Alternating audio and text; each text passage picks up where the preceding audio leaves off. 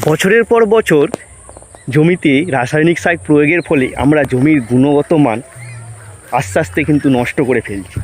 তাই জমির গুণগত মান সঠিকভাবে বজায় রাখতে হলে আমাদেরকে জৈব সারের সহযোগিতা নিতেই হবে।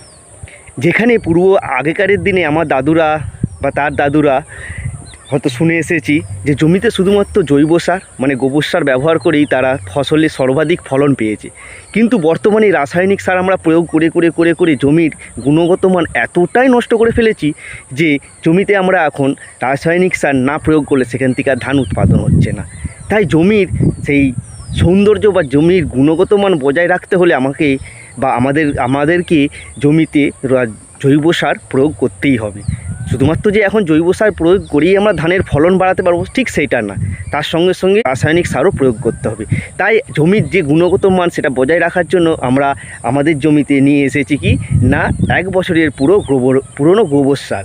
সেই গোবর সার আমরা কীভাবে জমিতে প্রয়োগ করছি বা ফেলছি বা তারপরে তার জমিতে চাষ দিচ্ছি সেই সমস্ত ভিডিও আমরা এই ভিডিওতে আমরা আলোচনা করব। চলুন এখন দেখা যাক সেই জৈব সার বা যেটা 1 বছরের পুরনো গোবর সার, সেই গোবর সারটা আমার জমিতে কীভাবে ফেলেছি সেইটা এখন দেখে নিই।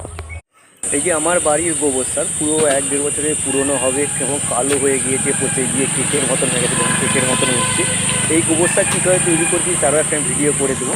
আর এই গোবর সারের যে কোয়ালিটিটা সেটা শুধু দেখুন, পুরো পচে গিয়ে কেকের মতন হয়ে চাপ করে দিয়ে উঠছে। টলিটাই করে আনতে গিয়ে এক জায়গায় হড়কে গিয়ে পড়ে গিয়েছে। যাই হোক, এখান থেকে এবারে চারিয়ে গোটা জমিটা এইভাবে চারিয়ে ছড়িয়ে দিতে হবে।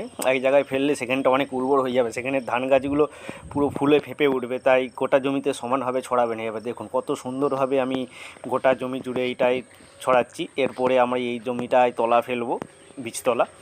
যাই হোক, ফেলার পরে অন্তত 1 সপ্তাহ জলটাকে বেঁধে রাখবেন, তা না হলে এই গুলানি জলটা উপরে লেয়ারটা ভেসে গিয়ে পাশের জমিকে চলে যাবে। জৈব সার মানে তার হচ্ছে মেন যে জিনিসটা থাকে সেইটা হচ্ছে না কি কার্বন, ন্যাচারাল কার্বন। এছাড়াও পটাশিয়াম, সালফার, নাইট্রোজেন, খনিজ বা ক্যালসিয়াম এই সমস্ত মানে যে মাইক্রোনিউট্রিয়েন্ট তাতে ভরপুর এবং কি করে না জমিকে তার যে অনেক দিন ধরে এই সমস্ত খনিজ পদার্থ গাছকে সরবরাহ করতে থাকে।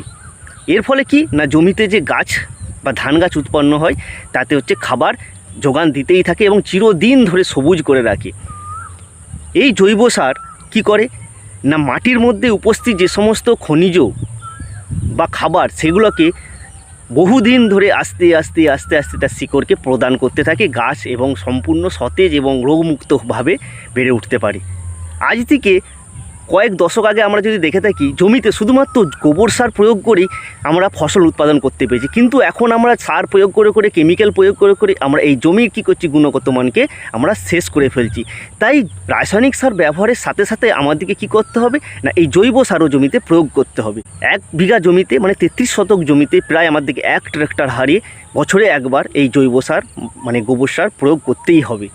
এই গোবর সারের কোয়ালিটি বা গুণগত মান আমরা কীভাবে বুঝতে পারবো যে এটা ভালো না খারাপ, সেইগুলো এখন আমরা এই গোবর সারের মধ্যে দেখতে থাকবো। চলুন, এর মধ্যে আখড়া আছে, খড় আছে, দেখতে পাচ্ছেন খড় এবং গাছের অবশিষ্ট অংশ, গোবর কেমন ঝুরঝুরে কালো হয়ে গিয়েছে, একবারে এরকম ঝুরঝুরে হবে। পুরো ছড়িয়ে দিয়ে হালকা করে ফেলে রাখতে হবে।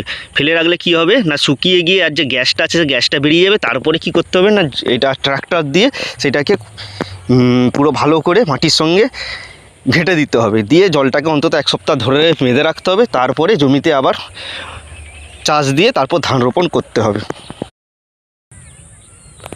বর্তমানে গ্রাম বাংলায় গরুর চাষ এতটাই পরিমাণে কমে গিয়েছে যে আমরা সচরাচর এই গোবর সার বা জৈব সার এখন আর পাচ্ছি না। এই গোবর সার ঘাটতি মেটাতে বাজারে এসেছে বিভিন্ন রকম মাইক্রোনিউট্রিয়েন্টের যে আধুনিক পদ্ধতিতে তৈরি সার। তারা কি বলছে না এই সার 1 কেজি বা 2 কেজি আমরা যদি জমিতে 1 বিঘা জমিতে প্রয়োগ করি তাহলে 1 ট্রাক্টর গোবর সারের সমপরিমাণ কাজ করবে। কিন্তু কখনোই কি এটা সম্ভব 1-2 কেজি সার প্রয়োগ করে আমরা জমিতে যে অরিজিনাল গোবর সার তার গুণাগুণ আমরা মানে মেটাতে পারবো? কখনোই সেটা সম্ভব।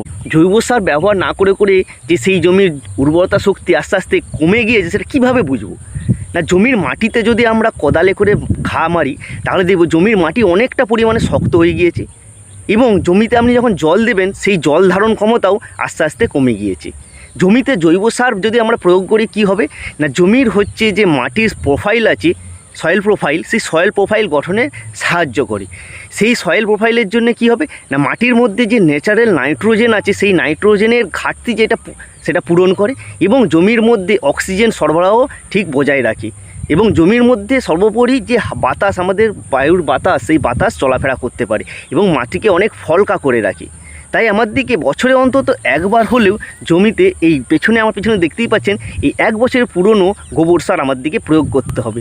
এই গোবর সারই যে প্রয়োগ করতে হবে তা না, আপনি জৈব খোলও প্রয়োগ করতে পারেন অথবা আপনি পোলট্রির সার সেটাও প্রয়োগ করতে পারেন।